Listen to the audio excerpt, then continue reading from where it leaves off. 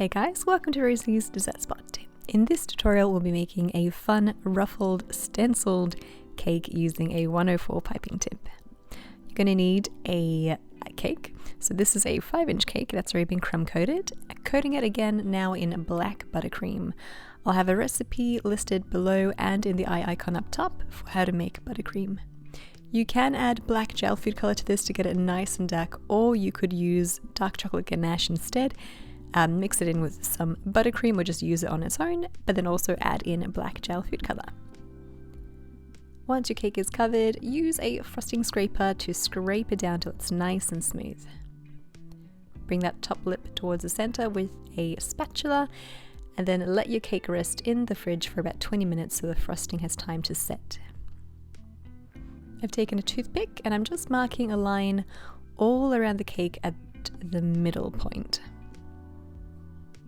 Once the middle line is marked, divide each section in half again so that you have 4 panels that are as equally spaced out as possible.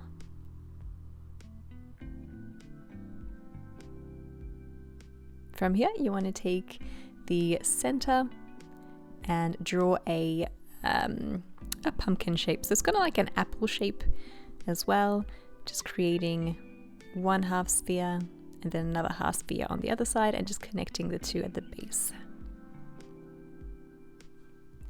Create the trunk at the very top as well. And then we'll be using this image here as a guide to pipe our ruffle. Mark in 2 eyeballs. And lastly, you want to mark in the mouth as well. For anyone looking to learn cake decorating, I am running classes at the moment. I'll leave those details in the description box below if you're interested. Once everything is drawn in, you can start adding in your ruffles. So this is a black frosting again, and I've got the 104 piping tip.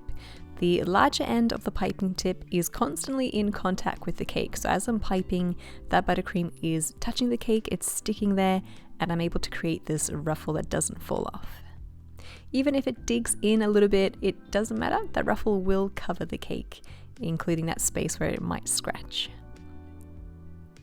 I'm creating zigzags and just trying to make it as random as possible so the ruffles fall on each other and it just looks a bit more realistic, like a random ruffle.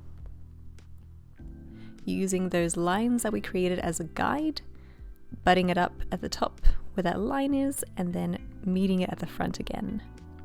For the pumpkin's head, I'm going to create it in orange, and I'm making sure not to fill in the mouth or the eyes, but I'm bringing it all the way up to the line.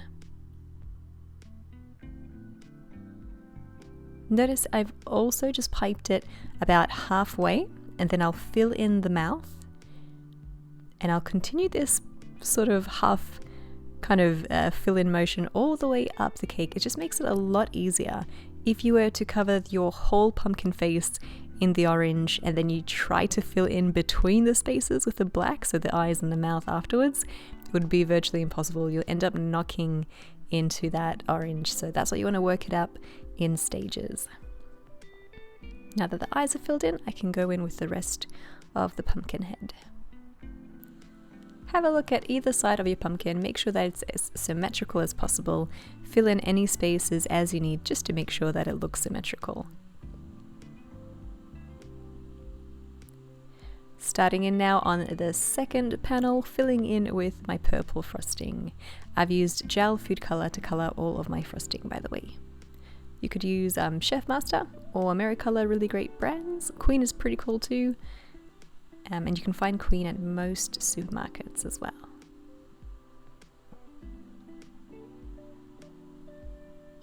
Once you've finished that panel, go in with your green. You could pretty much use whatever color you like here. I just thought these were a lot more Halloween kind of themed for some reason.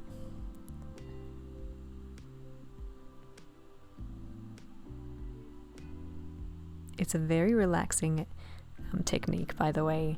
It's great for beginners too because there's a lot of repetition that really gets your muscle memory going. In I go with my brown frosting for the stem, and I'm bringing this up and over the edge of the cake, so it's standing above the cake. If you make it too tall, it might collapse, so just be mindful with how tall we're making that. Fill in the rest of the way with that black frosting. Again, making sure that as you reposition your bag, that larger end of the piping tip is against the cake and the skinnier side is facing out. This last section, I'm bringing it up to the edge of the cake, but not above. So I'll fill in the very top with a ruffle, starting from the inner edge of the cake.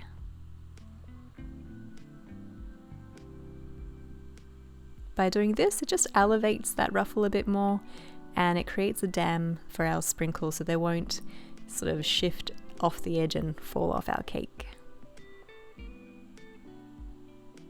I've decided to go with some purple, green, yellow and white sprinkles for the top. Push it out to the sides with a teaspoon. And your cake is pretty much complete. If you enjoyed these tutorials, feel free to subscribe. We do upload 2 new videos every week. I hope you guys have a great Halloween holiday coming up, and if you do recreate this, I would love to see how yours comes out. Hashtag Rosie's Dessert Spot so I can see your awesome creation as well. Thank you so much for watching. Feel free to check out our classes linked below, and I'll catch you again in the next one.